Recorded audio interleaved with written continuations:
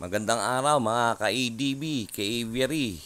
Welcome back sa ating YouTube channel.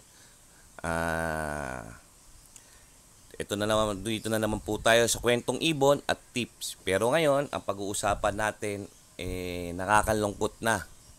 Dahil sobrang bagsak na ang presyo ng ating ibon. Yun po ang pag-uusapan natin. Marami ng breeder ang nag-quit. Unang-una, ang mahal din ng patoka. Bakit kaya nangyayari to? Babagsak ba industriya ng pag-iibon? Yun po ang ating pag-uusapan ngayong araw na to. Talagang sobra, nakakalungkot na. Hindi ko na alam kung paano gagawin din sa aking mga alagang ibon. Yun. Kaya umpisa na natin ang pag-uusap tungkol dito sa ating nakakalungkot na topic.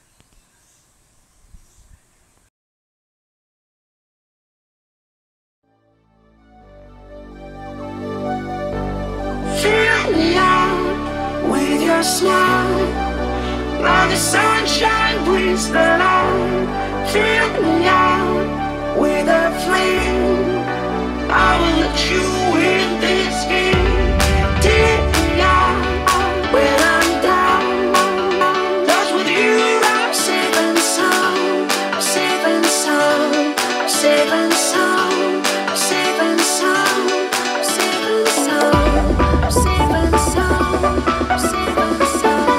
I'm safe and sound.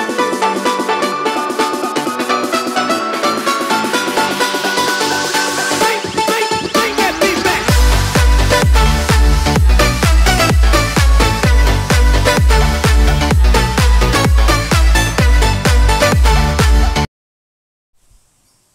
Okay guys, ayun na nga. Ang pag-uusapan natin ngayon dito, sobrang bagsak na ang presyo ng ibon. Grabe na. Grabe na. Ako nga, nag-out na ako ng ibon. Halagang 300, hindi pa mabenta. Ano ibig sabihin nun? Sobra na ang pagbagsak ng presyo ng ibon. Yun nga po, dahil napag-usapan na ho natin, itong pag-uusapan po natin, ang pagbagsak ng presyo ng ibon. Ang sabi nila, dahil daw sa mga vlogger na nagbablog sa mga tiyanggian, sa iba't ibang lugar, dito sa may mga Bulacan, yan, sa Malabon, yan, may mga bagsak presyo kasing binebenta. Yun ang sabi ng iba. Kaya nalulugi ang mga namuhunan. Alam mo, kawawa rin yung mga breeder na namuhunan ng malalaki. Ngayon, hindi nila mabenta yung ibon nila sa tamang presyo. Anong gagawin nila? Di magkukwit na lang. Kaya tayo, kahit sumabay tayo sa Agos, dadami lang ang ibon natin, hindi natin alam kung paano natin ma-dispose. Gaya niyan, hindi nga natin alam bakit bumagsak ang presyo ng ibon, dahil ba sa dami ng supplies, sa demand. Ang dami masyado nag-iibon ngayon. Kaya ganun na kabagsak ang presyo ng ibon. Primo 300 na lang, hindi pa tayo makabenta. Mga OPA, primo 300, di pa mabenta. Kaya alam mo, nakakalungkot talaga na naisipin na bakit nagkaganito. Ako, tagal ko na nag-iibon. Ngayon lang nangyari to. Babagsak ang presyo ng ibon, tataas. Pero ito ngayon, Diyos ko, naku po, apakababa ng presyo ng ibon. Tapos ang mahal-mahal ng patoka. Ang dami kong kaibigan na breeder na nag-quit na, ayaw na mag-ibon. Sayang na lang daw ang oras, pagod, panahon. Dahil nga, yung puhunan nila, hindi na nila may babalik. Binibenta na lang ng mura, hindi pa mabili. Biray mo, pati cage, ang mahal-mahal ng cage. Namumuhunan ka rin dyan. Yung pagod mo. Kaya, bakit kaya, may nagmamonopolya ba nito? Bakit nangyayari ngayon to? Mga breeder, kapit lang po tayo. Sabi nga nila, ganyan talaga ang buhay, umiikot-ikot lang.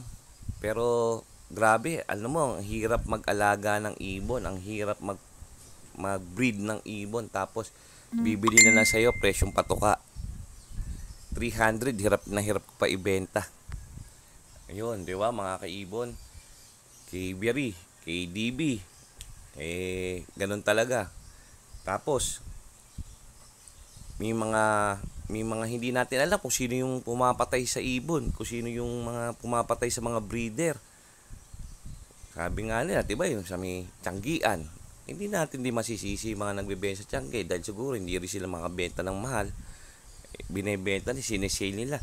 Kahit hindi na nga tayo mag-sale talagang ang hirap pa rin ibenta yung ibon. Benta mo na nga na mababa, hirap na hirap pa tayo.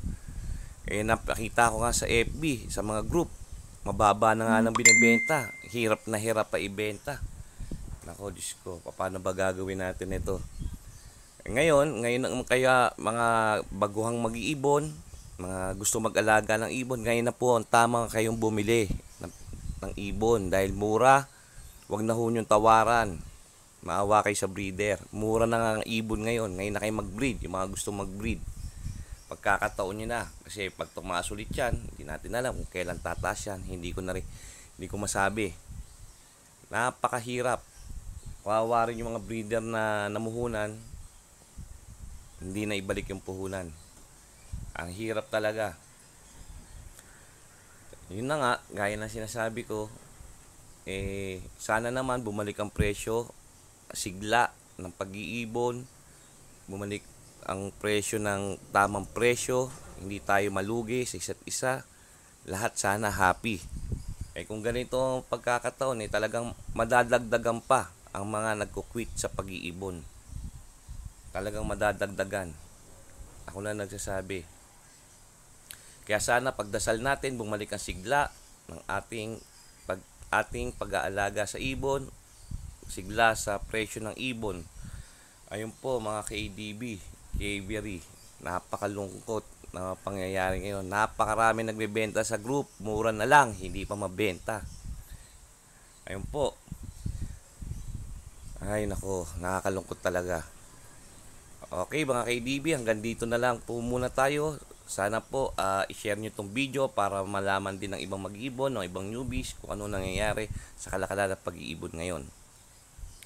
Maraming salamat po, at sana po huwag nyo kapababayaan mag-like, share at subscribe, at pakipindot na rin ang notification bell para lagi tayong updated sa mga susunod kong video. Yun, maraming salamat po, at God bless sa ating lahat na mag-iibon.